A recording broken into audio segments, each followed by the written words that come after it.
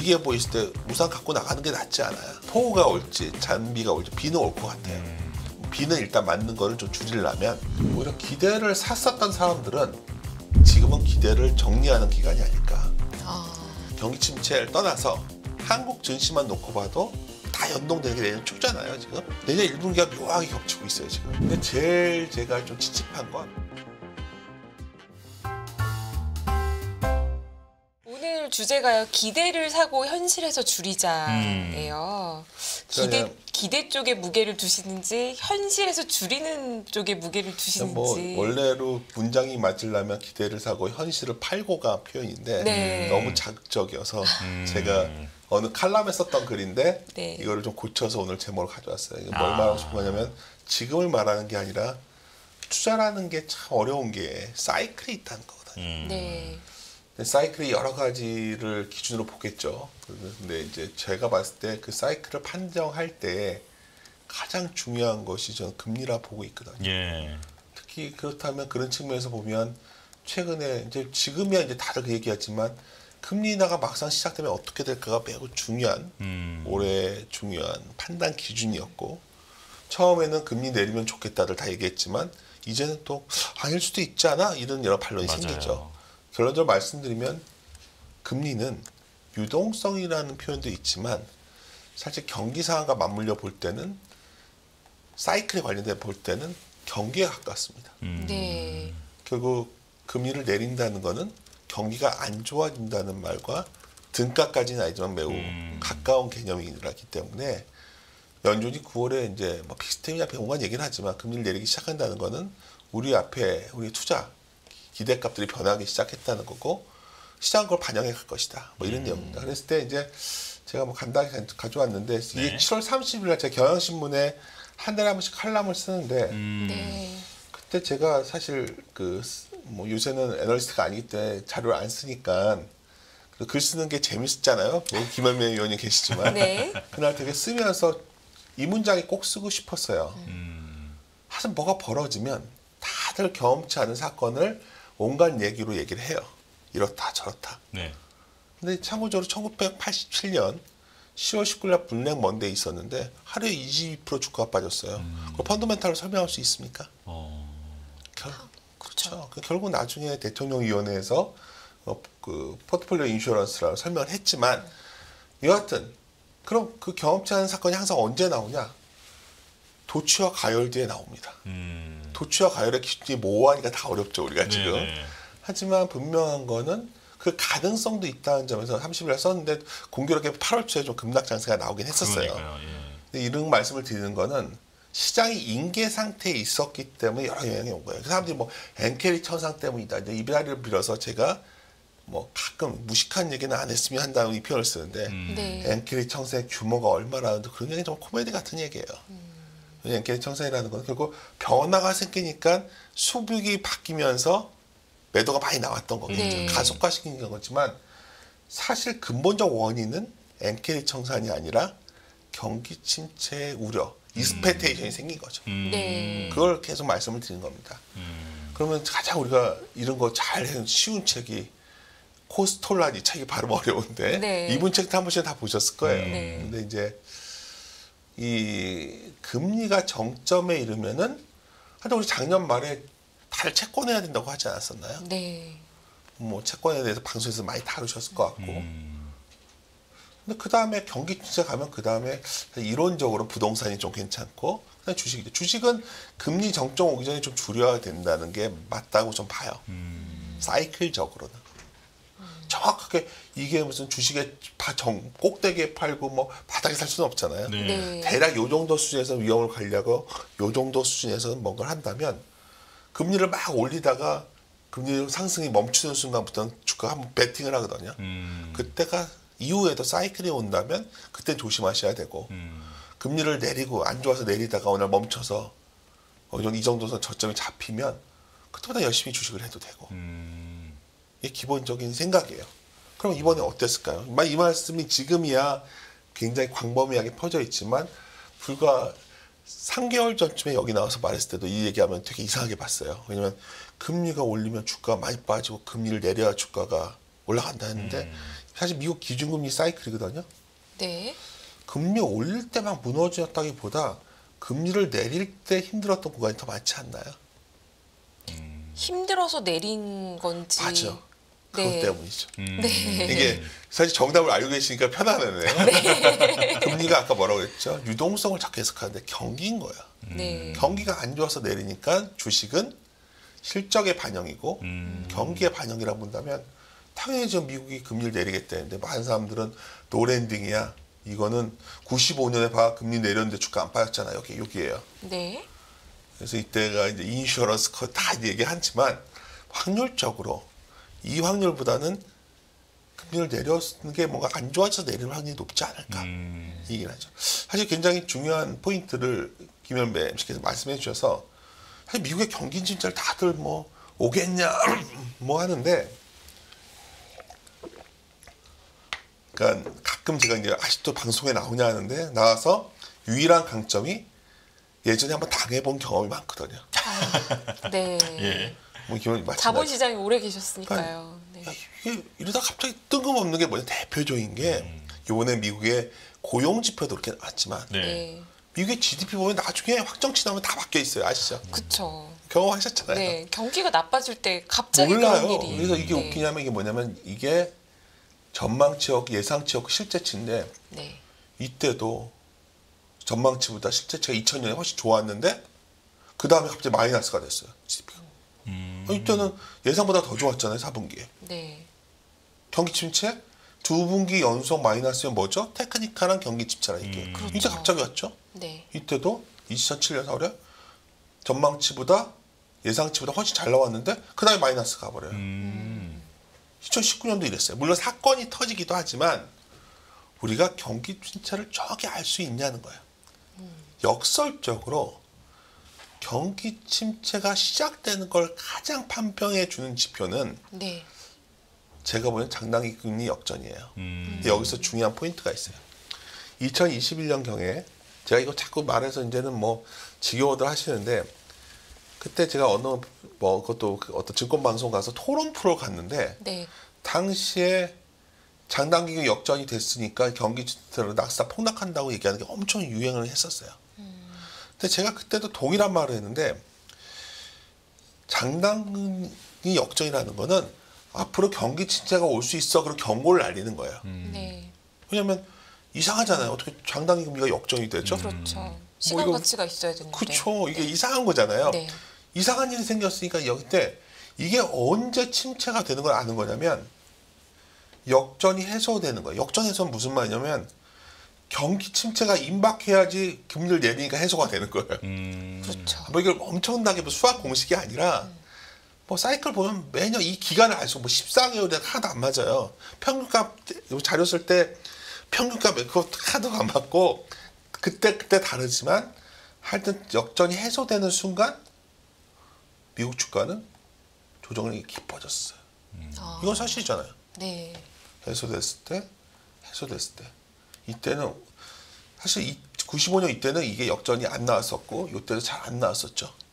요번에 해소가 0.3bp 남았더라고요 지금. 네. 해소 직전이에요. 네. 그러니까 왜 그러냐면 당당히 금리 역전 해소라는 거는 경기 침체가 거의 임박해 있어 이제 시장에서. 그래서 금리가 정상으로 돌아가는 거죠. 그렇게 보는 게 낫죠. 오히려 뭐 그래서 침체 들어갔을 때는 주가 오르는 경우도 상당히 많아요. 침체에 들어가는 순간에는. 네. 지금까지는 그랬어요. 뭐 미래에도 그럴 거라는 보장은 없지만 저는 그렇게 해석을 해왔습니다. 그리고 지금까지 어쩌면 고비의 어떤 제가 의견을 낼 때 가장 잘 맞았던 방법이었어요. 이번에는 안 맞을 수 있겠지만 여하튼 이번에도 해소가 임박해 있기 때문에 저는 상당히 개인적 사견임을 정제로 경기 침체가 임박한 거 아니야? 사람들이 그 말하면 다 웃는데 이렇게 갑자기 나온 적이 많으니까 뭐가 있을 수도 있겠죠. 근데 한번 봅시다. 미국 경제가 좋다고 하는데 네. 우리 뭐 제가 이렇게 사회 방송할 때 이렇게 애널리스트 분 출신 계시면 좀 편해하는 게 서프라이즈 인덱스 같은 거 보면 마이너스 계속 있어요. 네. 경제 지표가 한두 개만 매일 뭐 일이 뭐 오늘은 이 지표 나왔다 내일은 저 지표 나왔다 막 일을 하는데 그냥 전반적으로 지표가 잘 안 나오고 있는 거 신호거든요. 이게 뭐냐면 종합 점수가 나빠지고 그렇죠. 있는 종합 거죠. 역시 좋은 표현이십니다. 제가 앞으로 활용하겠습니다. 네. 이거 맞죠. 종합 점수입니다. 개별 종목 점수가 아니라. 네. 그리고 고용은 확실히 안 좋아졌어요. 근데 경기가 뭐죠? 고용이에요. 네. 하여튼 뭔가 이상한데 뭐 제 말보다는 제가 항상 하는 말씀이 있어요. 드리는 말씀이 저보다는 연준이 더 많이 알고 있다. 그 많은 경제 박사들 모여 있는데 파월 잭슨 미팅을 딱 요약하면 세 가지거든요. 물가 관련해서는 그냥 구구절절 변명인 것 같아요. 제가 봤을 때는. 네. 일시적으로 얘기했는데 사실은 그때 공급망 이슈였어. 코로나가 이렇게 터질 줄 알았니? 그리고 뭐 러시아 우크라이나 친구 전쟁 때문이야. 뭐 이런 얘기했어요. 근데 여기서 이게 물가가 주제가 아니었어요. 이날. 핵심은 오버히트 되지 않았다. 근데 이 말이 왜 중요하냐면 많은 시장에서 고용 지표가 너무 좋으니까 야 과거와 다른 국면에 들어갔어. 미국의 고용은 뭐 엄청 좋아. 네.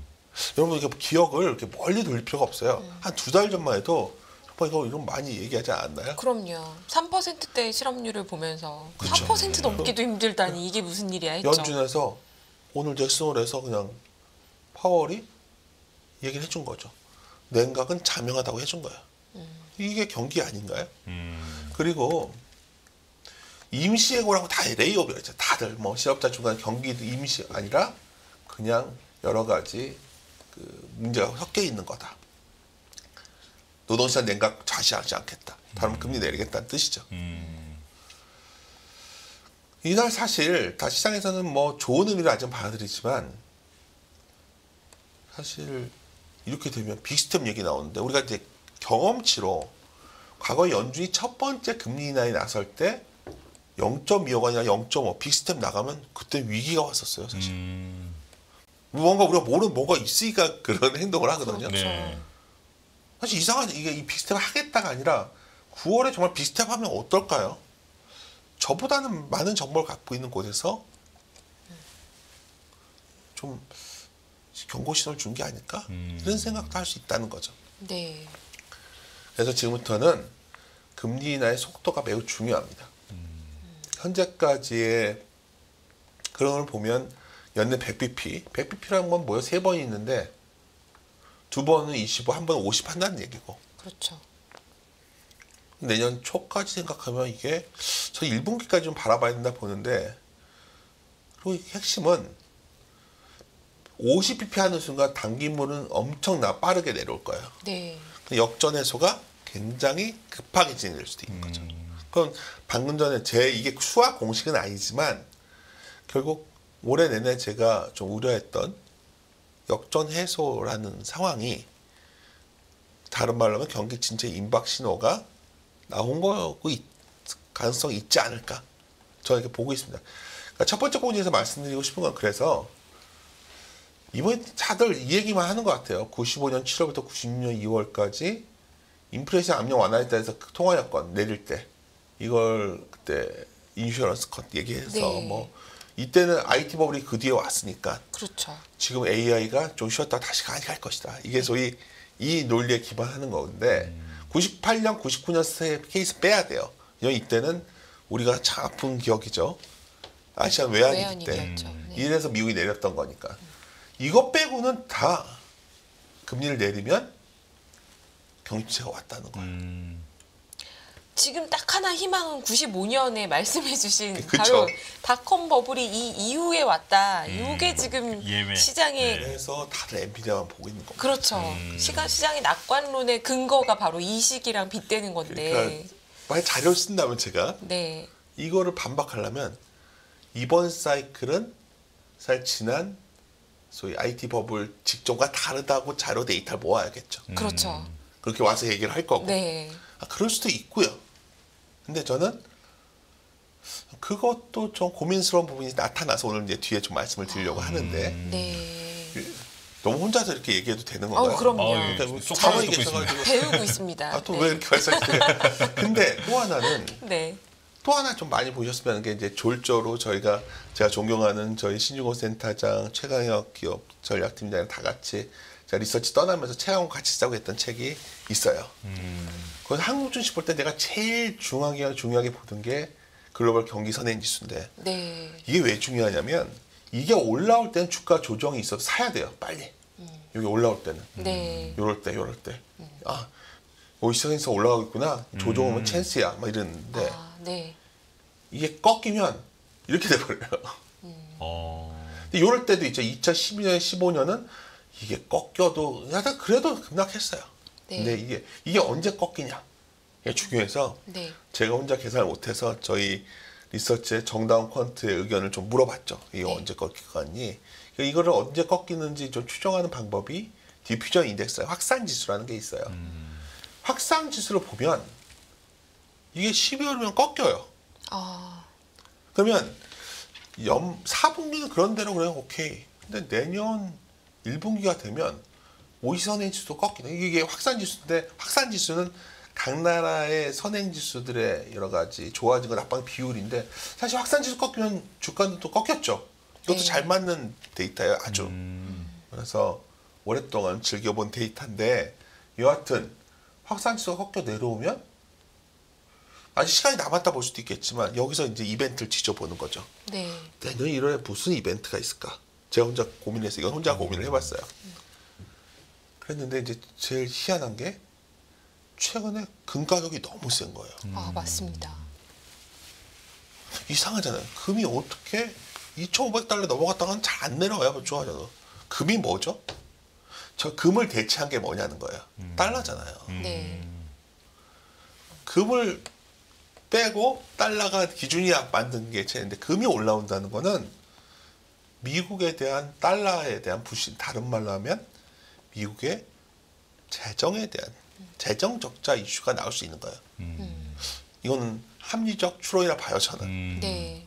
미국 국가 부채를 그래서 뒤져봤더니 제가 혼자서 35.7조 달러더라고요. 35.7조 달러. 한 5경쯤 되나요? 5경이 내가 이걸 보고 5경원이라고요? 제가 계산해보고 숫자 뒤져본 다음에 야, 어마어마하더라고. 5경이에요. 근데 웃긴 건 이게 왜 이렇게 늘어나냐. 코로나 때 돈 풀어주고 IRA 하면서 돈 풀고 네. 그럼 이걸 좀 줄여야 될 거 아니에요. 누가 줄였냐면 지금까지 미국의 공화당이 집권하면 줄였거든요. 네. 그래서 이번에 트럼프는 전혀 그럴 생각이 없는 것 같고요. 그렇죠. 해리스도 그냥 뭐 돈 푸는 거예요. 그러면 우리가 11월 대선이 중요한 게 아니라 다 대선에 어쩌고저쩌고 하는데 대선 끝나자마자 부채 한도 유예 기간이 만료해요. 1월 달에. 1월 13일인가 그래요. 저는 이 이슈가 상당히 고민스러울 수도 있다. 이게 그러니까 이거는 혼자만의 뇌피셜이가 너무 이게 의식하시지 말고 저는 OECD 선행지수에서 그것까지 나오면 그러니까 여기서 최근의 흐름이 좀 설명이 되는 게 원화가 강해지면 원래 우리 증시가 좋았는데 그렇죠. 원화가 강해지면 왜 좋았냐? 원화가 강해진다는 거는 우리가 수출이 잘 돼서 막 무역 수지가 흑자가 나면서 좋아졌거든요. 이번에는 어떤 식으로 강해지는? 미국이 뭔가 흔들리면서 원화가 강해지고 있는 거거든요. 그렇죠. 그러니까 제가 뭐 정확히 이건 모르겠지만 여하튼 이것도 경험하지 않은 사건이 벌어지고 있는 거 아니겠는가 보고 있습니다. 그래서 사실 수출도 꺾여요. 뒤에 좀 이따 말씀드려요. 수출 모멘트 꺾이면 한 배 이상 못 넘어간다 보면 저희들은 사실 이게 연초부터 뭐 오랫동안 제가 보여드린 아마 이베스트 리서치 때부터 많이 보여드린 데이터고 현재도 아마 LS증권의 여러 전략가시면 나오고 이걸 보여드릴 텐데 요때 이게 사실 요때 내려온 거는 IFRS 도입되면서 더블 카운팅하면서 PBR 내려왔던 거고 요때 네. 이거는 좀 이상한 거였고 네. 지금 상태에서 보면 한 0.8배에서 1배 사이, 1.1배 이 정도 사이인데 1배를 넘어가려면 뭐가 되면 수출이 늘어나야 돼요. 수출이. 네. 이게 자신 없었잖아요. 하여튼 다른 모르겠는데 한 배가 녹록지 않다는 거예요. 그러니까 저번에도 나와서 했던 방송 핵심은 상방은 막혀 있다라는 거고 하방이 어느 정도 열리는지 잘 모르겠어요. 열리면 이슈에 따라서 0.8배도 갈 수, 정말 0.85배에서 돌아섰단 말이에요. 그러니까 개선이 박스 피지 않겠는가 하는 게 저는 기본적인 생각인 거예요. 여기까지가 좀 시장에 대한 말씀이었고, 뭐 너무 혼자 이렇게 떠든 것 같아서 되게 좀 민망한데. 아우, 아닙니다. 네. 그러면은 제가 예. 중간에 질문 하나 네. 생각해 볼게요. 네. 그러니까 지금 이제 경기 침체의 가능성에 대해서 네. 개인적인 이제 의견이라고 말씀을 하셨지만 어쨌든 그런 분석을 통해서 경기 침체에 대한 가능성을 말씀해주고 계신데 그렇다면 그 정도가 얼마나 될 것인가? 모르죠. 근데 저번에 한 달 전 방송 때 그때 보면은 그렇게 심할 것 같지는 않다라고 그렇지 말씀하셨어요. 않아요. 근데 제가 항상 말하지만 그렇게 심할 것 같지는 않은데 모르죠. 뭐가 터지 항상 이렇게 기분 나쁘게 뭐냐면 혹시 그 영화들 보다 보면 뭐 마진 콜도 있고 뭐 빅숏도 있고 뭔가 갑자기 이상하게 꼬이면서 막 됐지. 우리가 이걸 인간의 욕망과 탐욕이라는 게 이것이 제어가 안 되다. 그래서 저는 근데 기본적으로 레버리지를 많이 안 썼기 때문에 이번 사이클은 뭐 이렇게 심하게 오겠냐 생각은 좀 갖고 있지만 그래서 뭐 재미없겠지만 그래도 잘 모르겠다. 근데 그러면 이 강도를 측정할 수 있는 건 사실 다음 주제인 것 같아요. 아, 예. 이것도 그때 칼럼에 썼던 내용인데 모리알이 하나 나왔었잖아요. 8월 5일. 이게 이제 원래 이런 그 부캐넌이라고 한국에 그때 뭐 언론사에서 하는 머니쇼에 오셔가지고 내가 사인 받고 막 그랬어요. 그래서 페이스북 하시니까 그 좋아해가지고 제가 이분한테 사인 받고 그랬는데 이분이 뭐냐면 인계 상태가 되면 모래알 하나가 터지는데 이 모래알이 원인이 아니라는 거죠. 그러니까 우리가 1차 세계대전 하면 사라예보에서 황태자가 죽어서 뭐 1차 세계 터졌다고 얘기를 하잖아요. 역사는. 네네. 네. 하지만 그게 왜 터졌죠? 이상하게 결속이 문제가 막 불거지다가 그날 총알 한 방에 빵 터졌던 거예요. 뭐 그럴 수가 있다는 얘기인데 사실 그거의 핵심은 지금 어쩌면 모두 다 같이 오늘 우리 시작하기 전에도 우리 사회자님이랑 얘기하면서 네. 도대체 엔비디아 이거 어떻게 되는 거야? 뭐 아까 시간에서 엄청 빠지다가 다 올라왔다는데 엔비디아를 팔아 이거잖아요. 그렇죠. 사실 이거에 대해서는 아무도 모르지만 우리가 어떤 잣대를 좀 들이대는 게 뭐냐면 같은 의 하이프 사이클 많이 얘기하잖아요. 그러니까 이거예요. 기대의 정점에 다가섰냐 아니면 아직 여기에 있냐 이 정도에 있냐. 여기 있다고 보신 분들은 쉬었다가 이렇게 갈 거야 보는 거고 네. 침투되면서 이제 우리가 침투되면서 그렇죠. 저 같은 사람은 야, 이 정도 온 거 아니야? 좀 이런 생각도 갖고 있어요. 다수 의견은 아니니까 걱정 안 하셔도 돼요. 저 같은 사람은 그러니까 뭐 아직 젊지만 이게 나이가 들면 보수화된다는 게 이런 거지. 좀 지키는 투자를 선호하다 보니 그러면 이런 얘기가 가능하죠. 야 2000년대 보면 93년부터 와 이게 뭐예요? 천에서 12,000까지 갔었잖아 이때. 네. 지금 해봤자 5,500인데 이것만 봐도 뭐 엔비디아 이게 뭐 얼마나 오른 거야? 뭐 이럴 수 있죠. 아마 이 의견이 사실 8월 5일 전에는 지배적 의견이었어요 사실. 네. 네. 그래서 다들 엔비디아 실적이 발표가 나가면 좀 쉬었다가 다시 올랐거든 이렇게. 왜 그랬냐? 고객사들이 계속해서 뭐 메타, 구글 이런 데가 어마어마하게 케이펙스 투자를 하고 있잖아요. 핵심은 엔비디아가 어마어마하게 GPU를 팔고 있고요. 마진이 70%잖아요. 네. 그러니까요. 이게 인간적으로 이게 말이 되는 겁니까? 그러니까 그러니까요. 뭐 그렇게 되면 이제 영원히 이 주가가 올라가겠죠. 네. 근데 이게 주식시장이 참 어려운 게 약간 투자 사이클이 뭐냐면 증가율을 보는 거예요. 우리는 네. 증가 속도가 꺾일 것 같은 거죠. 그의 가능성이 있냐를 봐야 되는데 이걸 보면 이건 제가 그린 거예요. 이거는 네. 좀 늙어 잘 그리. 하여튼 핵심은 뭐냐면 세 가지 합산이 케이펙스인데 이게 꽤 커요. 네. 어마어마하게 투자를 하고 있죠, 현재. 어마어마한 투자를 했죠. 네. 마이크로소프트, 알파벳, 메타. 제가 이 그림을 딱 보여드린 게 영업 현금 흐름은 뭐 쏘쏘해요. 그러면 제 생각에는 당장 뭐가 나올 거 같냐면 이게 내년이 되면 이 투자한 거에 대한 삼각을 때려야 될 것 같아요. 비용을. 아, 네. 그렇지 않을까요? 네, 바로 수익화를 하지 못한다면요. 그렇죠. 네. 그러니까 엔비디아야 계속해서 돈을 벌겠지만 네. 나머지는 투자하기에 머드를 느끼는. 왜냐면 지금 누군가를 죽여야 내가 끊임없이 투자를 하고 있는데 뭐 더 본질적으로 들어가면 사실 우리가 이걸 막 전부 다 이제 이 시대가 열렸다 막 해요. 처음에 네. 챗GPT 시대가. 근데 엄밀히 말하자면 이거 지금 현재 자료 요약해오고 뭐 이거 하면 네네. 뭐 코딩 도와주고 사진도 뭐 이렇게 한다고 하고 뭐 여러 가지 하는데 이게 엄청 노동 생산성을 향상 가져온다는데 아직은 킬러 앱이 없단 말이에요. 뭔가 우리가 다 이거를 쓰는 침투력이 약한 상황이에요. 근데 이렇게 투자를 많이 했다. 그래서 그런지 요즘 희한한 게 S&P 500을 보면 M7의 소위 이 증가율은 떨어지는데 나머지가 올라가 이쪽이 괜찮잖아요. 그래서 S&P가 네. 이게 떨어졌다는 거예요. 올해 와서 사실 이게 2분기서부터 급격히 내려왔어요. 그러네요. 2, 3분기에 이게 좋을 수가 사실 없었어요. 그러네요. 우리가 증가율을 본다면 그로스와 영어 표현이 좋았지만 그로스와 그로스 레이트는 다른 거예요. 네. 그로스는 좋아지죠. 근데 우리가 이게 증가를 볼 때 그로스 레이트 전년 동기 대비 증가하냐 QOQ로 증가하냐 이걸 본단 말이에요. 그거는 꺾였어요.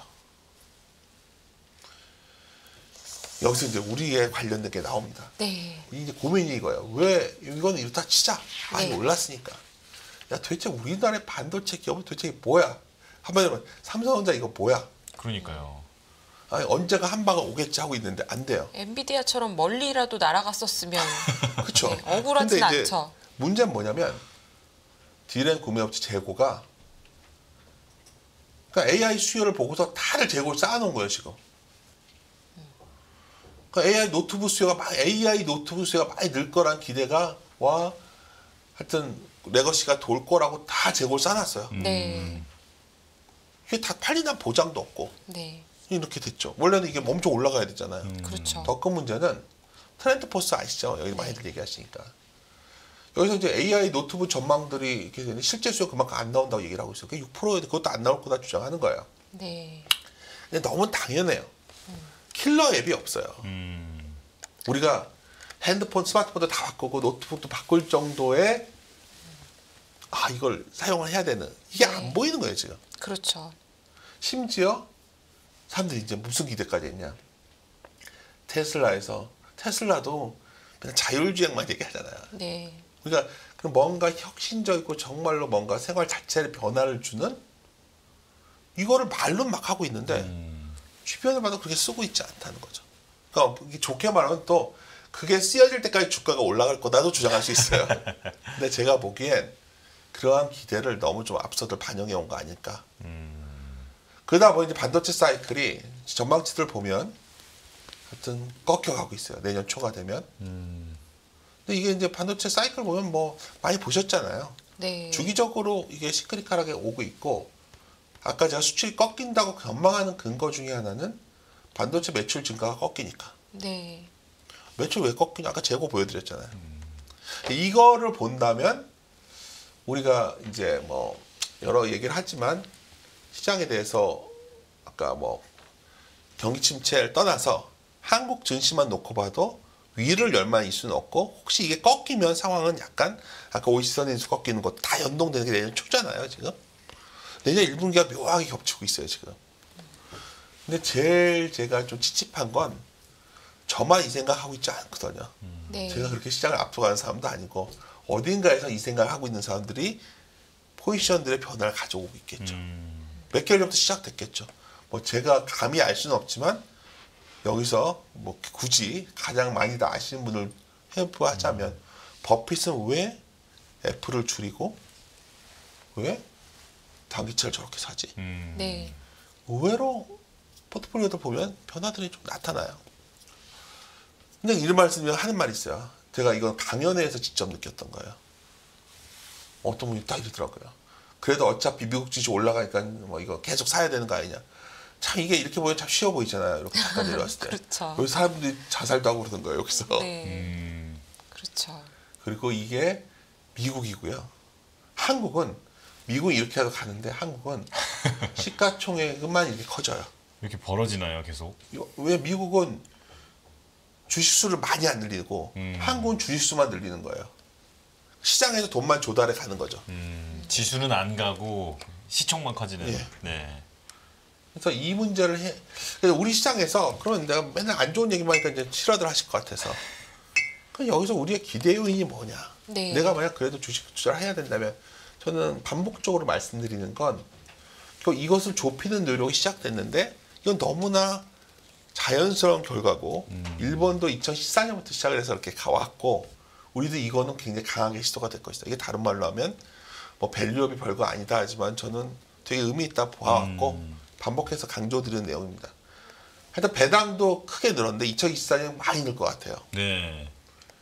근데 여기서 이제 고민이 돼요. 이제 이거 보여드리면 더 극명할 것 같은데 아니 배당 뭐 주주가치 했더니 무조건 싸면 뭐 배당 수익 그렇게 하면 안 되고 배당 성장주를 해야 돼요. 기업이 돈을 벌면서 돌려줄 돈이 있어야 된다는 거죠. 예를 들어서 뭐 어느 그룹이 밸류업에 들어오게 하면 호재다. 보통 그런데 돈이 하나도 없는 뭐 리을 모 그룹이 들어오면 돈이 없으면 못 하는 거죠. 이거 할 수 있는 거 보면 별거 없어요. 은행주들 좀 있고 현대기아차 그룹이 좀 있고 네. 사실 이쪽은 계속해서 고민할 부분이 있다는 거고요. 또 하나는 수출이 꺾이는 거고 내수는 무너져 있다는 거예요. 그럼 둘 다 안 좋은 거 아닙니까? 주가 그래서 측면에서는? 한국 증시가 그래서 상대적으로 더 부진했던 이유인데 수출 성장주는 성장률이 꺾이고 내수는 원래 침체인데 더 수출이 나쁘고. 올라와서 시장이 이 정도 버텨준 거였죠. 그러니까요. 근데 그게 이제 꺾일 거라고 하시면 꺾일 가능성이 커 보인다지. 네. 뭐 제가 또 이게 뭐 반도체에서, 예언가도 아니고. 네. 그래서 이제 사람들이 보는 거는 이제 금리 인하가 되면 좋아지는 게 나온다. 그래서 최근에 보면 중소형주, 부동산도 좀 움직이고 하는데 제가 미국은 그런 상황인데 참 고민스러운 게 한국이에요. 이번 금통위 보면 네. 이제 3개월 의견을 주잖아요. 네. 하여튼 제가 보기에는 굉장히 방어적 가계부채에 대한 공포가 매우 크구나. 그렇죠. 이창용 총재 발언 얘기 들으면 이거 잘못되다 터질 수 있다는 논리 아니에요? 거의 내용이? 이제 주택 가격이 급등세로 돌아서면서 네. 물론 그게 일부 지역에 국한돼 있다고는 하지만 네. 그 주택 가격 상승기에 우리가 경험했던 가계 부채 증가 속도가 무서웠기 때문에 이번에 또 한 번 더 그러면 큰일 난다. 네, 그런 얘기를 했잖아요. 네. 그러니까 이번에도 사실 내수를 감안하면 무조건 급등 내렸어야 되는데 못 내린 상황이에요. 그러니까 미국은 내리는데 우리는 못 내린다. 이것도 아까 말했던 결국 여러 자금 시장에 있어서 좀 변화가 이어질 수 있는 밖에 없는 상황 아니겠는가. 그래서 이거는 이제 그래도 뭔가 뭘 해야 되냐면 최근에 독특하게 이거는 제 자료가 제가 한 게 아니라 저희 퀀트가 했던 내용인데 계속 저한테 이제 건강 헬스케어가 좋다고 하더니 정말 최근에 헬스케어 관심이 매우 높아졌더라고요. 네. 당연한 게 지금 중국에서도 반도체처럼 그 미국에서 중국도 좀 제어하잖아요. 그러니까 바이오도 좀 그런 수혜가 있는 것 같고 또 밑에 있는 거 밴드 좀 레인지 하단에 있는 것들이 그나마 난데 하반 경이성 있는 거 하라는 거 쉽게 말해서 네.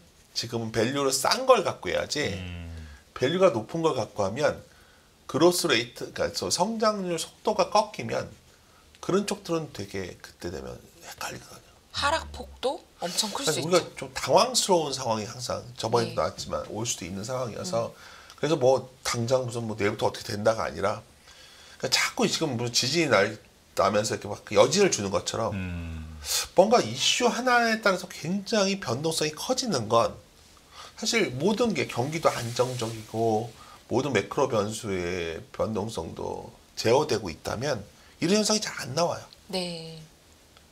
뭔가 지금 불안정하다 보니 이게 아까 저한테 질문 주셨던 이게 얼마나 깊을지 안 깊을 수도 있지만 네. 아니 비 올 때 우산 일기예보 있을 때 우산 갖고 나가는 게 낫지 않아요? 그렇죠. 폭우가 올지 잔비가 올지 비는 올 것 같아요. 근데 저는 그걸 미리 비는 일단 맞는 거를 좀 줄이려면 일단 결론적으로 다시 말씀드리지만은 뭐 저번 달 오히려 기대를 샀었던 사람들은 지금은 기대를 정리하는 기간이 아닐까. 그러니까 그게 반등 나올 때마다 좀 그렇게 그다음 할 수 있는 여력이 있었고 이제 최근에 이제 급락 이후에 회복력이 강하니까 또 굉장히 좀 자신감을 회복하시는 네. 분들이 있지만 잘 보시면 의외로 계단식 하락도 많이 보입니다. 아, 그렇죠. 네. 근데 제가 좀 질문이 있습니다. 네. 이제 투자하시는 분들은 네. 저는 큰 그림에서 대표님의 의견을 굉장히 이제 경청하고 가능성이 매우 높은 시나리오라고 생각하면서 들었어요. 네. 하지만 또 이제 직접 주식을 보유하고 계시고 매일매일 투자하시는 분들은 이게 과연 경기 침체가 들어가는 게 3개월 후냐 6개월 후냐가 또 굉장히 중요하지 않습니까? 네. 게다가 상단이 아직 한 번 더 열려 있을 거라고 본다면 그렇죠. 그 한 번이 남아 있는 거를 지금 버리고 나가기에는 고점 대비 주가가 하락해 있기 때문에 네. 지금은 못 나가시지 않겠습니까? 이게 바로 18페이지 아까 보여주신 닷컴 버블과 비교해 주신 차트에서 그렇죠. 마지막에 한 번이 아주 세게 오르지 않습니까? 혹시 그게 남아 있는데 예. 이 지금 가능성이 있어요. 도망가면 있습니다. 3개월에서 6개월 동안 이제 대표님을 탓하면서 물론 네, 그러시면 안 또 됩니다, 가잖아. 여러분. 계속 오르잖아. 그럴 수 있죠. 네, 뭐, 그 아마존, 가능성은 뭐 어떻게 MB. 보시는지요? 뭐를 저랑 본다면 제가 네. 굉장히 신뢰하는 분들 모여가지고 한 방 더 남았다 얘기하시는 분들이 많아요. 아, 네. 네, 제가 아까 말씀드린 거 이거는 제가 이럴 때마다 인용하는 게 있어요. 그린스펀이 2002년에 당신 그렇게 마에스트로라고 하는데 왜 버블도 못 맞췄냐 이랬더니 버블은 지나봐야 아는 거라고 그랬어요. 그렇죠. 지나봐야 알겠죠. 우리가 아마 내년에 이거와 다르게 그냥 금리 이번 인하하면서 유동성으로 해석되면서 돈이 또 미친 듯이 들어와서 버블을 한번 더 키워놓고 또 갑자기 우리의 침투율이 이런 디바이스의 침투율이 어마어마하게 늘어나서 테슬라도 그렇게 안 되다가 네. 어느 날 테슬라 몇 대 사기 시작하니까 갑자기 침투율이 올라오니까 한 10%대 올라온 뒤로 가도 주가 폭등했었거든요. 네. 뭐 그럴 가능성도 있습니다. 근데 저는 매크로한 사람이에요. 그러니까 물론 산업으로 본다면 항상 그러지만 저는 지금까지 그나마 잘 판단의 기준이 되었던 아까 말씀드렸던 장단기 역전이 해소되는 상황, 그다음에 OECD 경기선이 이제 꺾이는 상황 이런 것들이 나올 때 주가가 위로 열었나? 이런 기본 질문이 있고 물론 미국은 훨씬 좋겠다 얘기도 하시지만 미국마저도 미국이 워낙 강하고 좋다면 달러가 엄청 강해야 되고 금이 저 정도 강해서는 안 되지 않을까요? 그런 부분도 개인적으로는 좀 생각을 하고 있기 때문에 확률을 놓고 본다면 저는 이렇게 뭐 이렇게 어중간한 선택을 별로 안 좋아해서 뭐 버블이 한 번 더 올 확률. 사실 제 주변에도 그 말이 더 지배적인데 네. 네. 그럴 때마다 하는 말이 있어요. 안 올 것 같다. 얘기를 하고 있습니다. 현재는. 그러면요. 네. 지금 3페이지에 아까 초반에 보여주신 코스톨라니의 달걀 모형상에서 봤을 때 우리는 지금 금리 정점은 통과를 했습니다. 맞아요. 그러면 오른쪽 파란색 국면에 지금 어딘가에 있는 건데 네. 지금이 경기 침체 직전에 채권 투자를 해야 되는 시점인지 아니면 이미 밑으로 내려가서 채권도 매도를 해야 되는 때가 다가오고 있는지 어느 정도에 와 있다고 보시나요? 채권을 다 내린 거죠. 내려봤자 미국이 금리 얼마나 내릴 수 있어. 네. 이미 다 반영된 거야. 그러니까요. 다 그 얘기를 하고 계시죠. 사봐야 얼마나 벌겠어 이런 근데 얘기를 하시죠. 그러니까 이 채권을 일찍 했으면 더 좋고 앞으로도 더 남아있다 보고 있어요 저는. 그러면 채권 투자와 다음 부동산 투자까지도 계속 갈 수 있는 이 사이클 상에서는 저 점점점 있는 경기 침체 어디쯤에 다가가고 있는 정도라고 보면 이게 될까요? 그렇죠. 근데 이게 이대로 아름답게 순차적으로 오면 참 좋겠는데 부동산도 서울은 좋지만 지방은 안 좋잖아요. 네. 이게 상품별로 다 다르겠죠. 근데 제가 보기엔 이것의 가장 기준이 되는 거는 금리라는 점에서 본다면 일단 우리가 받아들여야 되는 거는 투자를 할 때 호황에 사는 것보다 불황의 끝에 사라는 표현을 써요. 네. 불황의 끝에 사면 유리한 거는 불황의 끝에 사야 어떤 선택이 틀릴 확률이 적어져요. 호황기에 선택을 잘못하면 오답을 찍을 확률이 높은데 네. 그러면 이건 최소한 보인다는 거죠. 파란색이냐 빨간색이냐. 네. 파란색으로 가고 있다는 거예요. 네. 그 측면에서 한다면 속도의 문제라던가 그 비중의 문제의 차이는 있겠지만 여하튼 이게 만만치 않은 시장이 온 거죠. 여기서는 사실 주식하기가 훨씬 쉬울 거예요. 이 사람도 돈 벌고 저 사람도 돈 벌고 막 어떻게 이런 상황이 오는 건데 여기는 누구든 돈 벌어대다 시장에 돈 번 사람이 많다는 소문이 있는데 정확히 실체가 안 드러날 때가 이럴 때예요. 그래서 저는 고민이 이거 채권 같은 경우에도 물론 과거처럼 무슨 마이너스 금리 가는 그런 사이클은 안 오겠죠. 하지만 어떻게 합니까? 아까 질문이 계속 저는 귓가에 맴도는데 네. 경기에 침체가 안 올 수도 있고 경기 하강은 다들 확인했으니까 그럼 경기 하강이 와도 저 자신도 소프트 랜딩 정도 연착륙 아니겠는가 보는데 연착륙 경착륙 기준이 도대체 뭐죠? 네. 어떤 나라는 굉장히 심하게 올 수도 있지 않을까요? 네. 갑자기 뜬금없이 중국이 문제가 될 수도 있는 거고 막 이런 게 오면 이 영향을 서로 주고받기 때문에 하여튼 이럴 때는 돌다리도 좀 두드리고 걷는 습관을 갖는 게 결론적으로 나중에 보면 지나고 나서 보면 그 선택이 더 합리적이었다. 네. 현명했다. 이런 생각을 하게 된다는 거죠. 대표님 이제 뭐 마무리를 할 시간이긴 한데 한 가지만 딱 여쭤보고 싶어요. 아까 전에 비가 올 것 같으면 우산 챙겨 나가는 게 현명한 거다 말씀하셨잖아요. 그럼 지금 같은 상황에서 우산이라고 하는 것이 무엇이냐? 예, 좀 그러니까요. 정리 한번 해주시면 참 좋을 것 이것도 같아요. 저도 잘 우산을 치는데 좋은 우산이 있을 것 같고 막 이런데 얼마 전까지 막 이런 질문하면 금이라는 표현을 많이 썼는데 네. 금도 뭐 오늘 여전히 금도 좋아 보이고요. 채권도 해당됐었죠. 네. 뭐 정 안 되면 사실 예금을 갖고 있는 걸 그렇게 좋아하는 편은 아니지만 결국은 아마도 이 정도 금리에도 상당히 예금이 들어오는 걸로 알고 있거든요. 막 그런 선택을 하는 사람들이 늘어나지 않을까요? 우리가 할 수 있는 거는 여기서는 돈을 버는 것 못지않게 돈을 지키는 게 중요한 금리라는 뜻이기 때문에 예, 예. 일대에 대한 목표 수준을 높일 필요는 없는 구간 아닐까 저는 그렇게 생각합니다. 알겠습니다. 자, 지금 이제 앞으로의 경기가 어떻게 진행될지 또 주가 흐름은 어떻게 진행될지에 대해서 지금 고견을 좀 들려주셨는데요. 1부는 여기서 마무리해야 될 것 같습니다. 자, 윤지호 LS증권 리테일사업부 대표님과 함께했습니다. 고맙습니다. 감사합니다.